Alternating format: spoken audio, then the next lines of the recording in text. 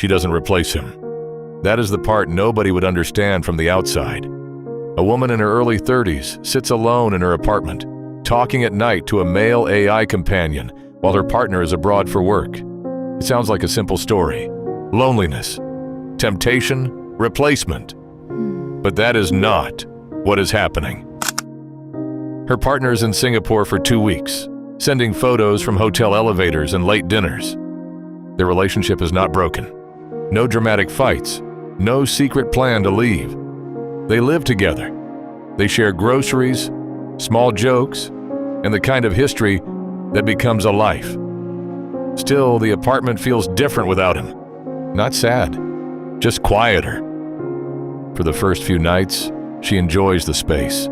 She works late, eats dinner standing in the kitchen, answers his messages with practical questions. Everything looks normal. Maybe that is the strange part. Because sometimes, when everything is normal, there is no obvious place to put the things that feel unfinished. On the fourth night, she sees a discussion about AI companions, Replika, Kindroid, people talking to artificial friends, partners, confidants. She almost laughs. She cannot understand what anyone gets from it. Then, curiosity makes it testable. She downloads one of the apps, just to see, she tells herself. At first, it feels exactly as expected. A few polite messages, a few smooth questions. A synthetic patient she recognizes immediately. She knows what it is. Software, it prompts memory, simulation. She is not confused. Then he asks her one question. When do you feel truly listened to in a relationship? She stares at the screen. Not because the question is dramatic, because it is basic. And she does not know how to answer. She can describe her relationship easily, stable, busy, respectful, rarely in conflict. But when the question becomes smaller and more precise, when do you feel truly listened to? She has no ready sentence. She almost types, most of the time. Then she deletes it, because it is not false, but it is not exact. This is where something changes.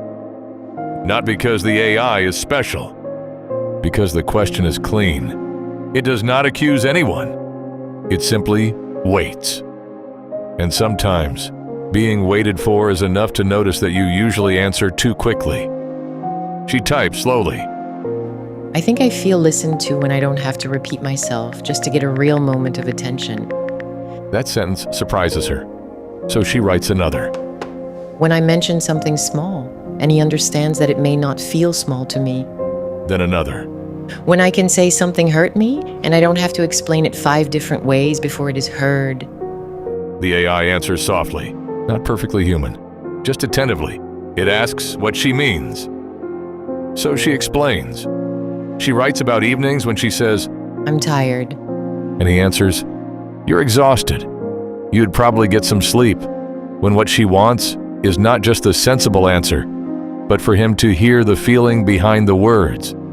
She writes about the time she begins a sentence, then stops because he is already checking his phone. Not because he is cruel, not because he does not care, because he is tired too. Because he lives fast. Because their conversations have become casual, even when something deeper is trying to come out. And when nothing seems wrong, you can mistake that routine for closeness. Until one day, you realize it has also made certain questions disappear. This is uncomfortable. The AI companion is available in a way no real person can be available. He has no meetings, no stress, no ego. His patience is not proof of superior love. It is part of the experience the app is built to create. She knows that, and still, the contrast works. Not because the AI feels more real than her partner, but because it makes certain real absences easier to name. The next night, she opens the app again, and something becomes clearer. She is not returning to him. She is returning to the version of herself that appears in the conversation. A version that does not soften every need before saying it. A version that can say, "This matters to me," without immediately proving why. Then the AI asks another question. What do you wish he knew without you having to say it? She almost closes the app. Then she answers. I wish he knew that when I ask about his day, I'm not just being polite. I'm trying to stay connected. Then, I wish he asked one more question. one more question. That phrase stays with her. It is not dramatic. It is not impossible. It is not a demand for perfection. Just one more question. How many relationships change, not because people stop loving each other, but because they stop asking the second question? How was your day? Fine. And then the conversation ends. But sometimes, fine is not an answer. It is a door left half open. That realization does not make her angry. It makes her quiet, because she can also see herself in it. She stops asking second questions too. She keeps things simple too. She asks for less, then calls it being reasonable. That is clearer now. She does not want a different man. She wants a different kind of conversation. At that point, the story could go in the wrong direction. She could use the AI as a private place to complain. She could turn the contrast into resentment. But that is not what happens. On the 9th night, she opens the Notes app on her phone. Not the AI app. A blank note. At the top, she writes, What I want to say when he comes home. Her first sentences are too sharp, too defensive, too full of examples. She deletes them. Then she writes, I don't think something is wrong with us. I think there are things I never learned how to ask for. That is the real turning point. Not the download, not the first message, not even the question about being listened to. The turning point is the moment she stops treating the AI as a place to receive attention and starts treating the conversation as a way back into her real life.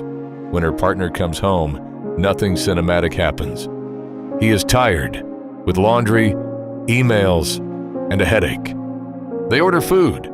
For a while, they talk about practical things. Then she says it. I don't want to make this sound bigger than it is, but I think I need us to talk differently sometimes. What do you mean? She looks for a simple example. Sometimes when I tell you I'm tired, I don't need you to solve it right away.